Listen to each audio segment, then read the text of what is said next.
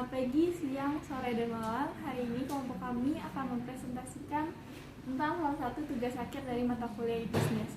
Kelompok kami terdiri dari saya sendiri, Novita Tristio, Caroline, Jenny Anggraini, Haryanto, dan Robi William. Hari ini tugas kami membentuk startup dalam bentuk mind mapping. Di sini kami membentuk mobile apps yang berjudul My Mentality. My Mentality ini berhubungan dengan mental health.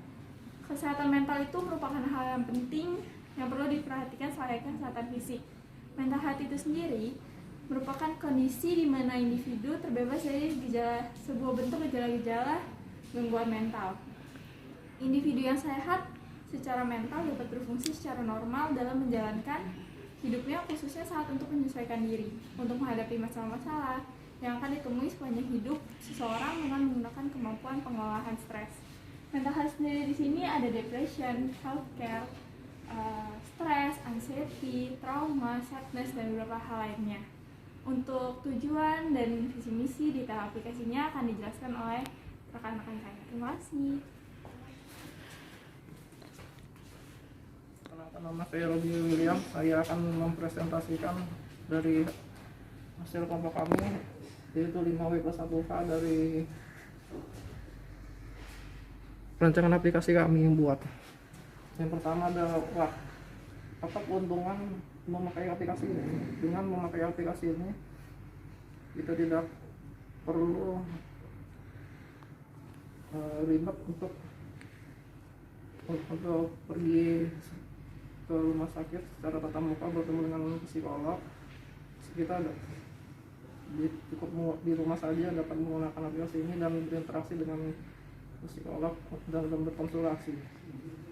Yang kedua adalah siapa saja yang bisa memakai aplikasi ini. Yang memakai aplikasi ini tentu saja semua orang yang dari segala usia yang memerlukan bimbingan dan bantuan dari tenaga kesehatan seperti psikolog. Yang ketiga ada web. Kapan aplikasi ini dapat diakses?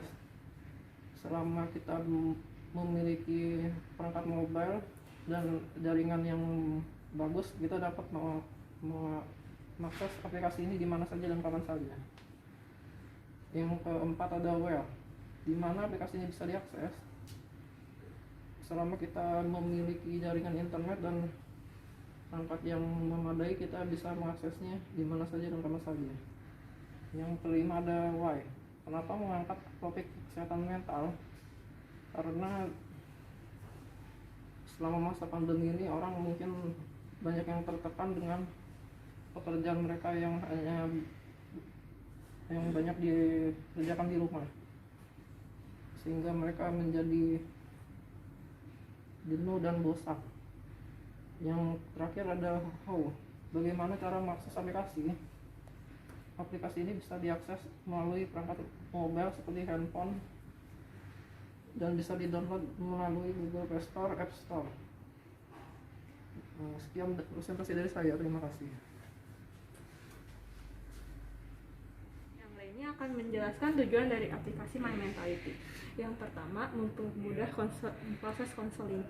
Ya, karena konseling di rumah sakit membutuhkan antrian yang sangat panjang dan waktu yang cukup lama. Jadi mempermudah ini kita bisa konseling di mana saja. Lalu yang kedua, meningkatkan kewaspadaan.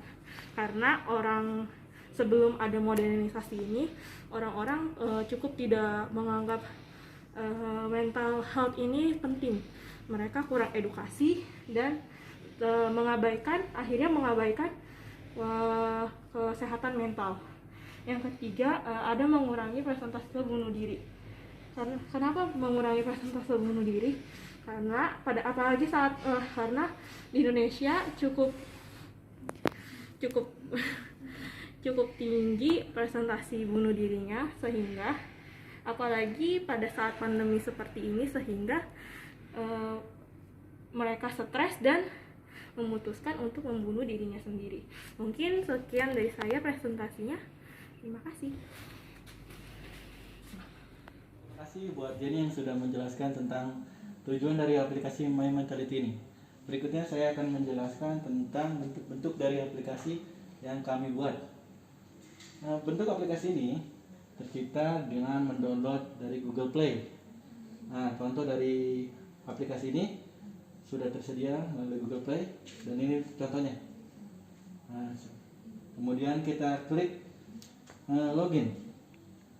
Dari login ini nanti kita masuk ke My Akun. Apabila kita tidak mempunyai akun, jadi kita harus registrasi ulang. Untuk registrasi ulangnya seperti data dari kita untuk lengkapnya.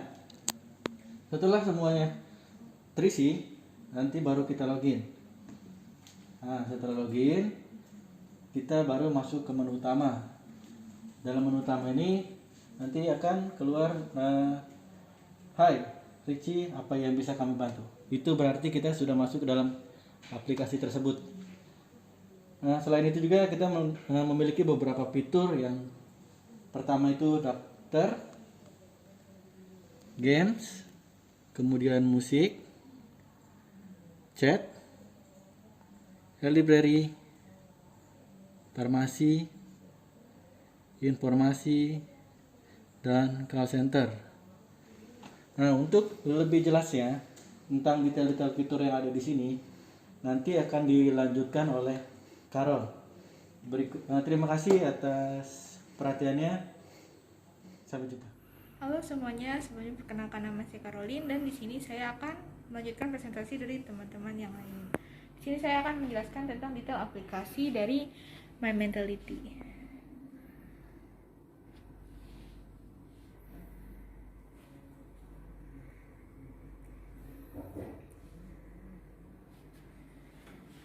Nah, seperti yang sudah dijelaskan sebelumnya oleh Ko Haryanto, aplikasi ini tersedia di Google Play Store atau iOS dan bisa di-download nih.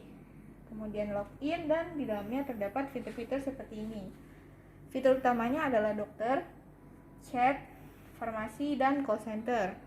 Nah, dalam fitur dokter ini, teman-teman semua bisa atau user bisa berkomunikasi langsung dengan tenaga para ahli yang dapat menangani keresahan yang sedang terjadi nih, kenapa membuka aplikasi ini. Di aplikasi chat, teman-teman setelah memilih dokter dan akan diarahkan ke aplikasi chat untuk berkomunikasi dengan tenaga ahlinya.